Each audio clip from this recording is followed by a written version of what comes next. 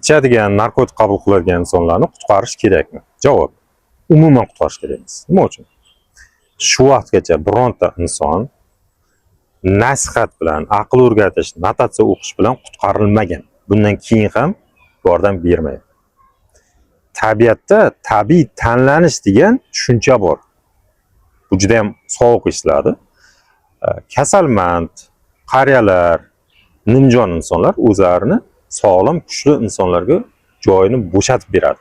Chunki kuchli nasl qolish kerak, sog'lom nasl qolish kerak. Bu hamma jonzotlarga tegishli.